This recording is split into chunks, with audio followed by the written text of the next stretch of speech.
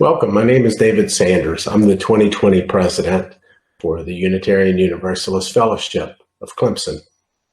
And I welcome you here today as we gather in spirit of our community. We're grateful. I want to express some gratitude for those who helped create this service.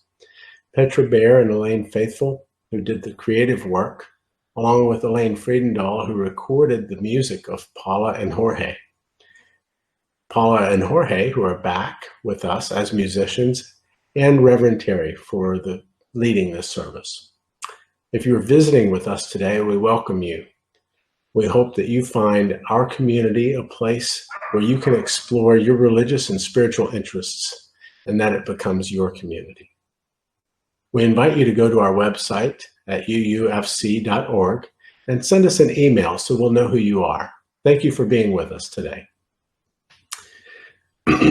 As you look in our weekly connection, you'll begin seeing a weekly article from one of our board members to help give additional insight and information on what's going on at the board level as well as elsewhere in the congregation to help us all stay better informed. So be on the lookout for those articles coming in the weekly connection. Our Council of Committees is taking on the important work of assessing the re-entry into our buildings so that our decisions will have input from all aspects of our congregational life. We thank those of you who responded to our survey about when people will feel comfortable returning to our building. Please email the office if you did not fill out the survey but would like to provide input. We're also fortunate for John Hoskin, who's putting together a picture directory of our UUFC. He needs your help and support, so please look at the weekly connection for the link with information about how to submit a photo and your information for the directory.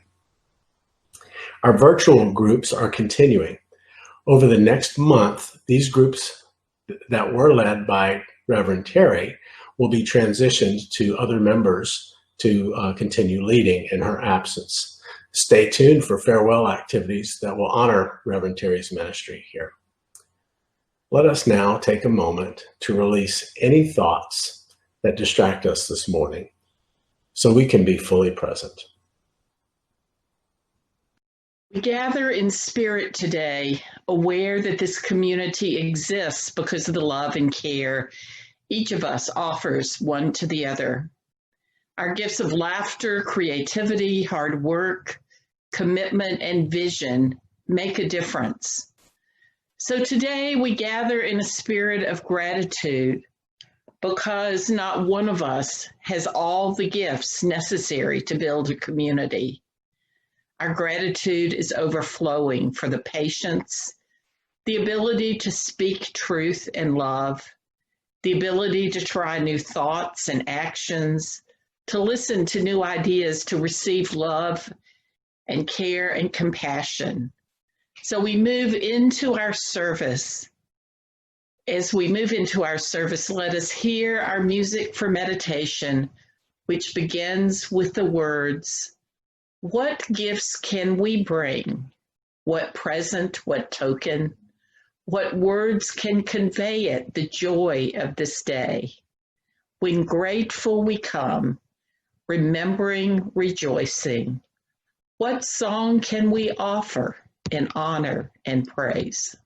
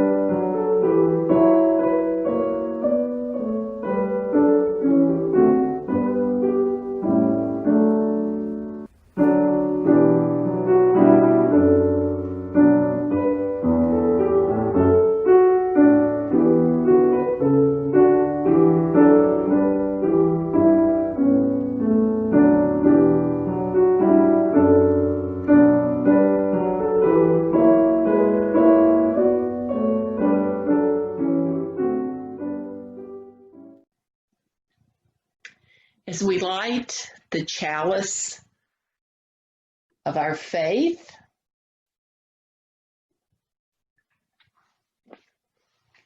Let us join in our affirmation.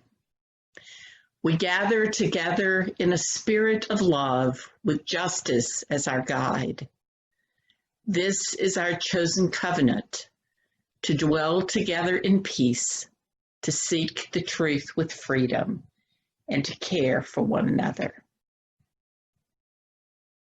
As we share our celebrations and concerns, our personal ones held in our hearts, but our greater concern and celebration about what's happening in our world certainly are present with us every moment. Certainly today, what's present in our hearts and minds is yet another death, the horrific murder of George Floyd, while armed white terrorists threatened the state government with no deaths, no arrests, no reaction. Our hearts are broken over and over again. I'm so grateful that we are doing some of our work to address our own issues of race and racism in ourselves and in our community, but there's so much more that we have to do. We give thanks today for our interim minister, Christina Braham Martin, who's coming to UUFC from her chaplaincy in Atlanta. I know that y'all will all welcome her warmly. And she actually lives in my old neighborhood from my days in Atlanta. I also want to hold up today leaders who have vision and courage to move beyond the hate and negativity that we see in our society right now. Leaders with vision and courage in the fellowship who will make smooth the way in this ministerial transition. I hold up today all those who are suffering in mind, body, and spirit, certainly those with COVID-19, but also those with other illness and grief and fear that are weighing heavy on their hearts and affecting their physical health. I want to express my own gratitude for the kindness and support as I recover from my surgery, unexpected surgery. So thank you for your care and understanding that I'm taking some time to recover. I also want to hold up the possibility that's both celebration and concern for as we think about how we want to live in the future, how we want to be with family and friends as we chart this new course through this pandemic, and how we want to choose to care for our Mother Earth through this.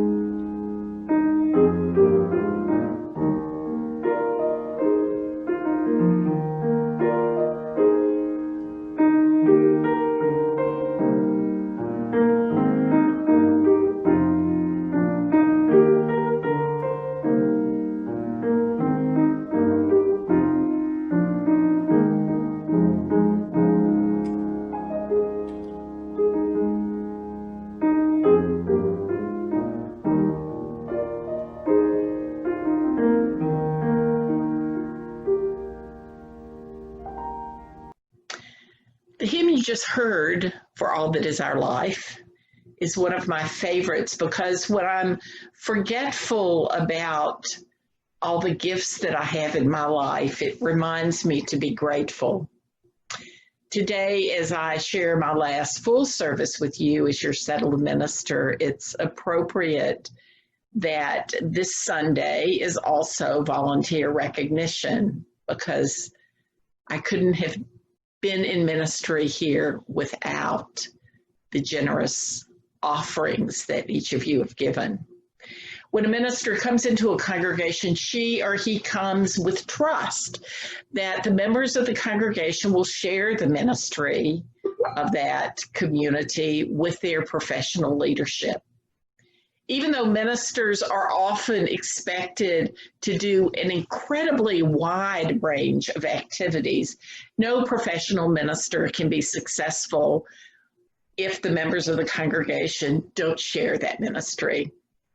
And thank goodness for that. Imagine if I were a soloist or had to build the beautiful sanctuary platform or take care of the grounds or bake all the goodies. Y'all know that would not work well. I feel eternally grateful for the sound person who turns off the mic every week during the hymns when we are in the sanctuary.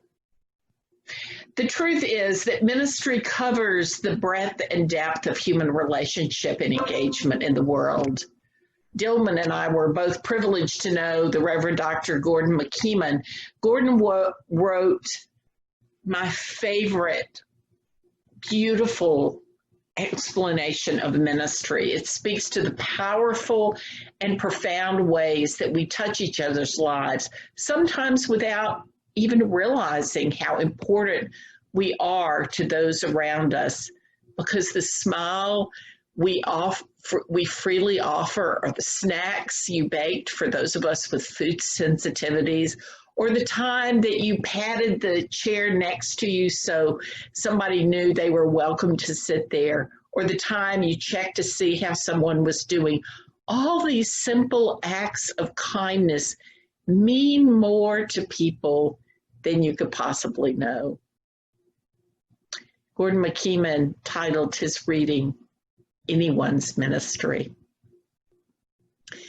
Ministry is a quality of relationship between and among human beings that beckons forth hidden possibilities, inviting people into deeper, more constant, more relevant relationship with the world and one another, carrying forward a long heritage of hope and liberation that has dignified and informed the human venture over many centuries, being present with, to, and for others in their terrors and torments, in their grief, misery, and pain, knowing that those feelings are our feelings too.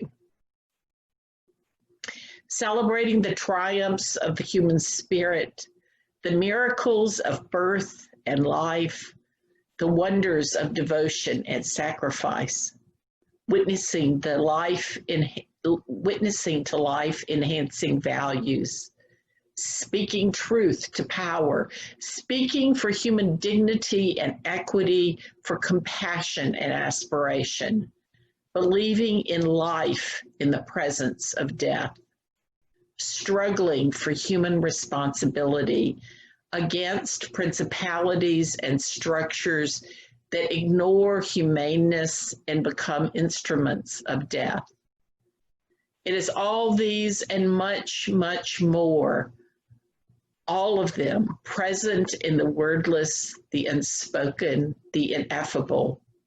It is speaking and living the highest we know, and living with the knowledge that it is never as deep or as wide or as high as we wish. Whenever there is a meeting that summons us to our better selves, wherever our lostness is found, our fragments are united, our wounds begin healing, our spines stiffen, and our muscles grow strong for the task. There is ministry. Today, I simply want to express my gratitude for the time that we've spent together. Though I'll be around for another month, this will be the last full service that I'm leading, as I said.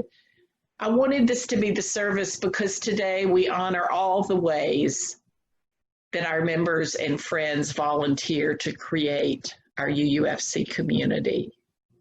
Nobody creates it, just us.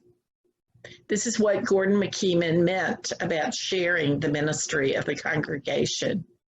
Ministry is as varied as the lives we share in community. Thinking back over the 8 years we've been together, I began thinking of solid signs of congregational change and growth in the form of buildings and grounds. The buildings itself looks different because of the vision to put in the beautiful new doors to bring light and the world into the building, thereby changing the whole feeling of entering the building. Taking down the garden wall and the dying Leland cypress meant that suddenly people could see we're here. Adding a raised platform to the sanctuary with wiring for media helped folks to be able to see and hear. Adding a screen in the social room meant those who wished or needed to see the service in another space could do so. The porch in the Founder's House is moving toward becoming the Riley Stevens Teen Room. For all those who do the work without committee meetings, that's one of the deals for buildings, who crawl under the buildings, climb in the attics, work when the pipes freeze, change the filter, set the thermostats, and keep us going, I am eternally grateful. At the end of my first year here, with some additional gifts, the memorial garden was completed. Little did we know that several of our dedicated and beloved members of UUFC would soon enter that sacred ground. I'm so grateful for all those who supported the memorial garden, grateful that we let Jim Rogers know how much we appreciated his work before he died. Our grounds have been beautified in so many ways thanks to volunteers and generous gifts, particularly of the sanctuary garden and the donations to sponsor native planting. The growth and care of the sanctuary gardens continues, as does the care of the rest of the UUFC gardens with work days and special care by special volunteers. People stop by now to look at the gardens, and the ecosystem of our grounds has changed with more wildlife hunting and foraging, sometimes a little more than we would like for them to forage. Our buildings and grounds are the foundation of our community, but the life we share together consists of actions and conversations and smiles and helping each other and thinking about new ideas. 8 years ago, we considered religious education as a part of the congregation that belonged only to children and youth. Yet over these years, we've come to affirm our belief that we really do learn from cradle to grave. And so our language about learning has changed to reflect the needs of that commitment. Karen Hebel now is our Interim Director of Lifespan Faith Formation. Certainly a long title, but one that speaks to what we do together. Our experience and learning takes place, as we know, in so many ways, as we meet with committees and in covenant groups. Of course, there are those wonderful opportunities for conversation and goodies that highlight our social times together. Hopefully, one day we'll be able to get back in there. It has been a great way to get to know new folks and to sample wonderful creations made by so many people. The Green Sanctuary idea to have a food of the month has been an added delight, and even more creative snacks have reached the table. And certainly there's no way to show our gratitude for all those who create delightful social times and potlucks and then stay to clean up. Which reminds me, remember when I got here, we only had one dishwasher. It took a bit of pushing to get the second dishwasher space approved, but it certainly has made a difference in the life of all our wonderful helpers.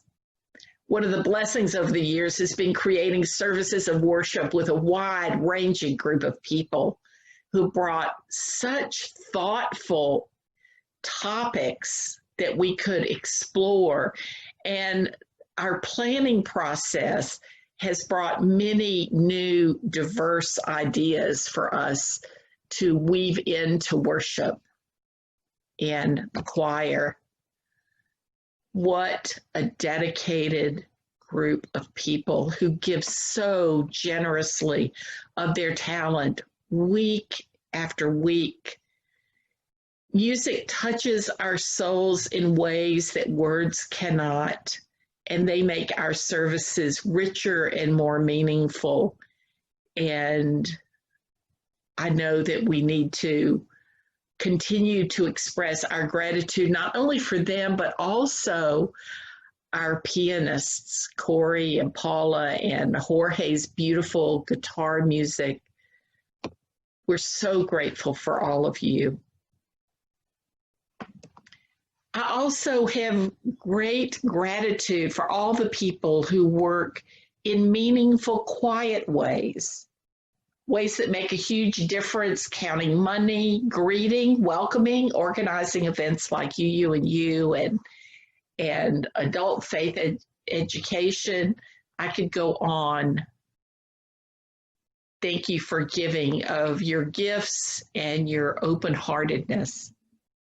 I doubt that everyone realizes how fortunate we are to have such a wonderful staff. Each of our staff members goes above and beyond with grace and wisdom and commitment to our fellowship with little financial support, but dedication nonetheless. They have made my life brighter, and I treasure my time with them. Our ministry together is created in part because of the generous spirits and positive creativity and of our members and friends who come to learn and grow, who meet new friends and hold the highest good for our fellowship. They also give generously as they are able in so many ways. You will always hold a place in my heart. And a special word of gratitude for our leadership over the years. So many people have stepped up to serve in many ways.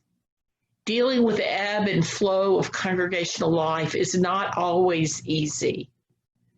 They have had the courage and foresight to create policies and procedures that set healthy ground rules and boundaries that help us abide by the covenants we have pledged to one another and remind us when we forget that community is in part about compromise, assuming positive intent, caring for the community as well as our own interests. What a gift to the congregation to have such thoughtful, committed people guiding the mission and vision of this fellowship. I leave you with the continuing work of the Clemson Area Pledge to End Racism. The work of CAPER, as we lovingly call it, is needed more now than ever. Derek Wilmot will be replacing me on the executive committee. The team continues to work and to try to find ways to continue the essential commitment of anti-racism work during the pandemic. This week in particular, I'm grateful that we have taken a step to address racism in this community. May you continue this essential justice work after my departure. The most precious gift you've shared with me is allowing me to be present with you in life's most mysterious times, welcoming and blessing babies as they come into the world and blessing beloveds as they leave the world, with all the rich tapestry of life in between. It's been such a privilege.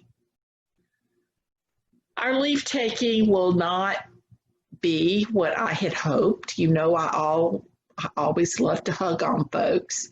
So departing via video or at a distance isn't really my style. But we're creating new styles, new ways of being in community. And I'm so grateful to have made the significant commitment to create, to all those who are creating meaningful services in new ways, just as we're finding new ways to connect. You'll be receiving a letter from me this week. It actually was supposed to go out this past week, but then there was that pesky surgery I had. Inside, you will find a small butterfly paper filled with wildflower seeds. I hope you will consider all the ways that we plant seeds of hope and joy and commitment through the many ways we work and play and grow together. And then perhaps you can take a moment to find a place where those seeds can grow, water them, and bless the earth with your care. UUFC has a bright future.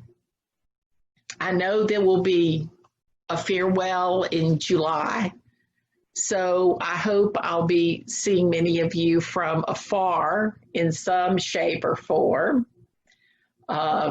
either from a distance or on the screen. Please know that I take you with me in my heart as I leave for Lynchburg. And so, this final blessing. As we depart from this service, let us hold in our hearts deep gratitude for one another. Let us focus on all that we have given to and received from our fellowship and its members. Let us be guided by the highest aspirations of our Unitarian Universalist faith. And may we live in harmony and peace until we meet again. Blessed be.